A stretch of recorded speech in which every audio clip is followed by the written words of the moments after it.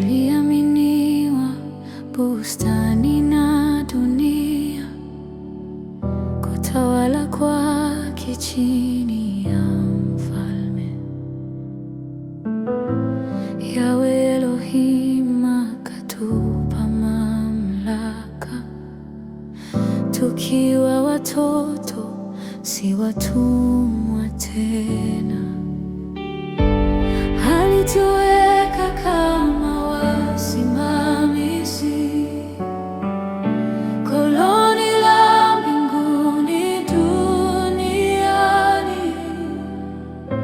lakini mioyo ikageuka njia, tukauza ufalme kwa kosa la uhaini.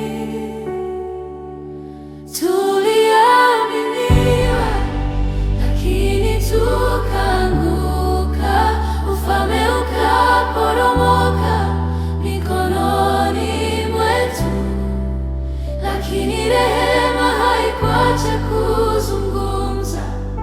Ahadi kasimama, tumekombolewa. Tuliaminiwa, bado tunaitwa kurudi kwenye kusudi la awali. Kwa damu ya Kristo ufalme warudi, wanadamu warithi tena. Miaka ikapita, dunia ikalia chini ya mzigo wa giza na mauti, lakini mbinguni uamuzi ukafanywa. Ufalme hauwezi kupotea milele. Mmoja kati ya wenye nguvu watatu akavaa mwili wa mwanadamu, Yesu Kristo, mfalme aliyenyenyekea, akaja kurejesha tulichopoteza. Tuliaminiwa lakini tukaanguka, ufalme ukaporomoka mikononi mwetu, lakini rehema haikuacha kuzungumza. Ahadi kasimama, tumekombolewa.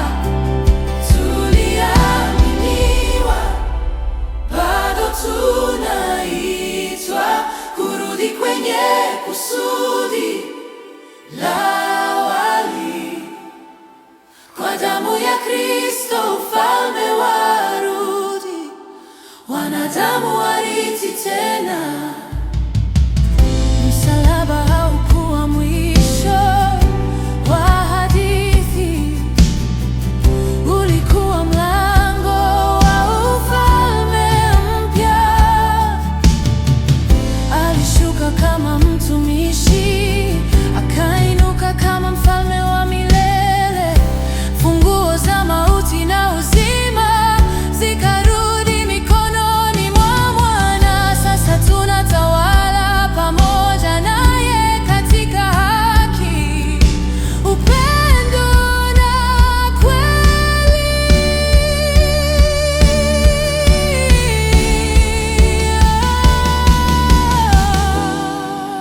Tuliaminiwa tena kwa neema, si kwa nguvu. Ufalme warudi ndani yetu.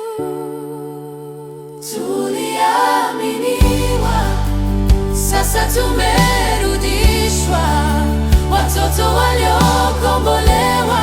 Dunia ni sehemu ya wito wetu, kutawala chini ya Kristo. Tuliaminiwa katika nuru, tukitangaza ufalme wake.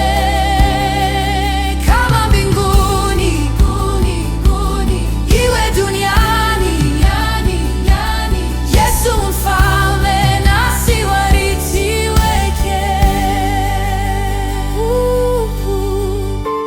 Ufalme ni wako, nguvu ni yako, lakini umetushirikisha.